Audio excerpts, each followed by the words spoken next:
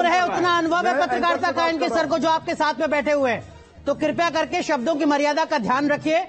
मैंने जो सवाल आपसे किया, पार्टी के टॉप लीडर, जो सवाल मैंने आपसे किया उस सवाल का जवाब आप देना चाहें तो दीजिए।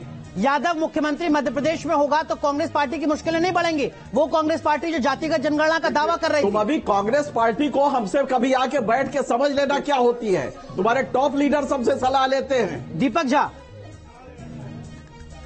भाई साहब, मैं आप अरे भैया सुनिए, एक कौन है, मैं टीवी नहीं है मेरे पास में, कोई बात यहाँ बीच में हमको धमकी दे रहे हैं, सलाह नहीं धमकी नहीं दे रहे हैं। इनके सलाह का स्वागत करते हुए बात को आगे बढ़ाऊंगा। ठीक है, नम्रता जरूरी है, सलाह लेने के लिए तैयार हूँ मैं। बहुत सलाह लेने के लिए मैं तैयार हूँ। बहुत आदर से, मैं बड़े आदर के साथ आपसे सलाह लूंगा। अच्छी बात।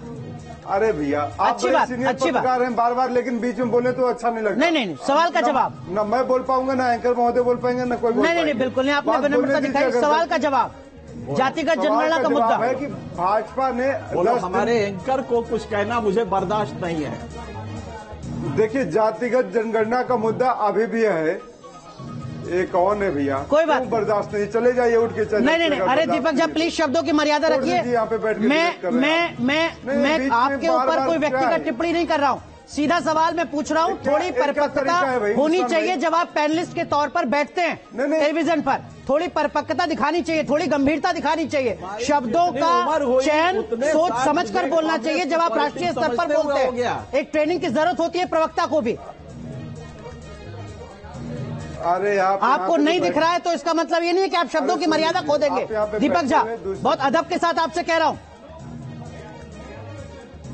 क्या खो दिया भाई, क्या खो दिया मर्यादा? चलिए ठीक है, मैं आऊंगा आपके पास।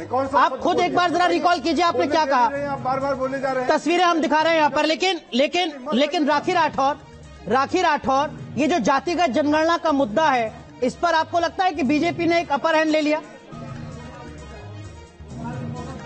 इनके सर आऊंगा आपके पास। देखिए, बीजेपी का कांग्रेस की पॉलिसी से कोई लेना देना नहीं है। प्रधानमंत्री जी ने लगातार इस बात को कहा है कि हमारे देश में 4 ही जातियां हैं, वो गरीब, किसान, युवा और महिला है। उनके उत्थान के लिए लगातार प्रधानमंत्री जी काम कर रहे थे और लगातार करेंगे। अंतिम छोर तक खड़े व्यक्ति तक जब तक सरकार की योजना नायब ना पहुंचे तब तक मुझे लगता है प्रधानमंत्री जी का जो टारगेट है वो पूरा नहीं होगा। और इसीलिए इन 4 जातियों में ही हमारा विश्वास है। जिस तरह से अभी देखा हम लोगों ने कि पूरे इलेक्शंस के अंदर ये जो 5 राज्यों में इलेक्शन हुए, कांग्रेस पार्टी ने लगातार बांटने का प्रयास किया, जातियों में बांटने का प्रयास किया। एक डिवाइड एंड रूल वाली पार्टी है जिन्होंने पहले धर्म के आधार पर, अब जातियों के आधार पर, और जैसे ही रिजल्ट आए वैसे ही ये इंडिया अलायंस वालों ने नॉर्थ साउथ के आधार पर हमारे देश को बांटने का प्रयास किया। ठीक है, राखी माफ कीजिए, आपको रोक रहा हूं। भोपाल से हमारे सहयोगी अतुल शर्मा हमारे साथ जुड़ चुके हैं। अतुल, आपको कुछ इनपुट मिल रहे होंगे, मोहन यादव के नाम पर ही फैसला क्यों, क्या है इसके पीछे की वजह?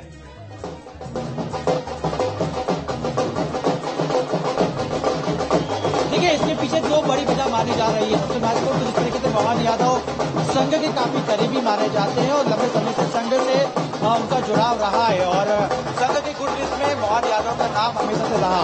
दूसरी बात, जिस तरीके से ओबीसी वर्ग को लेकर कहा जा रहा था कि मध्य प्रदेश के अंदर जो जातिगत समीकरण को सेट करना है बीजेपी को, तो पिछड़ा वर्ग को ही सामने लाना होगा। मोहन यादव पिछड़े वर्ग से आते हैं और इसका कारण महत्वपूर्ण, जिस तरीके से हम देख रहे हैं कि तमाम बड़े दिग्गज चुनावी मैदान में थे और तमाम जो लोग अपनी दावेदारी कर रहे थे, लेकिन न्यूज जिस तरीके से लगातार ये बात सामने निकल के आ रही थी कि केंद्रीय नेतृत्व का जो भी फैसला होगा वो चौंकाने वाला होगा और ये चौंकाने वाला फैसला सामने आया है और मोहन यादव को मुख्यमंत्री का जो है नाम की घोषणा कर दी गई है। देखिए, अगर हम देखें तो मोहन यादव उज्जैन दक्षिण से चुनाव लड़ते हैं और लगभग 3 बार विधायक रह चुके हैं। अगर हम पिछली सरकार की बात करें, यानी कि पिछली जो शिवराज सरकार थी उसमें उच्च शिक्षा मंत्री का पद मोहन यादव के पास रहा है। खासतौर पर अगर हम देखें तो देखिए, संघ के काफी करीबी माने जाते रहे और शाखाओं से साथ साथ जो है प्रचारक की भूमिका में भी वो रहे हैं। तो ऐसे में सीधे तौर पर संघ का इंटरफेयर इसमें माना जा रहा है और संघ ने लगातार इस बात को माना है कि मध्य प्रदेश के अंदर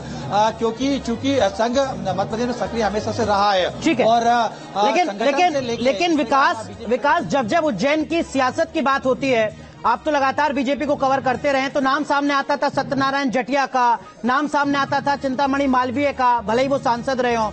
उज्जैन से मोहन यादव का विधायक दल का नेता चुना जाना एक वरिष्ठ पत्रकार के तौर पर आपको भी चौंकाता है?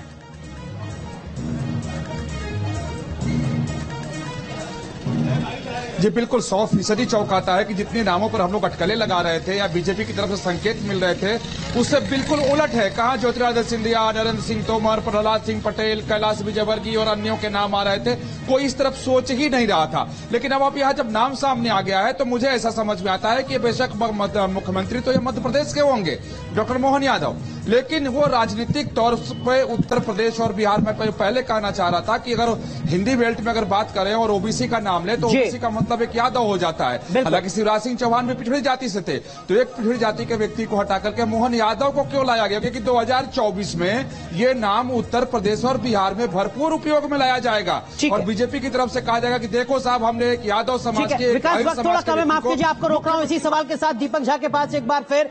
दीपक झा, जो हमारे सहयोगी कह रहे हैं कि देखिए जो यादव फैक्टर है ये बीजेपी को उत्तर प्रदेश में भी फायदा पहुंचाएगा और बिहार में भी फायदा पहुंचाएगा, आपको लगता है कि हाँ ये अपने आप में एक बड़ी चुनौती होगी कांग्रेस पार्टी के लिए?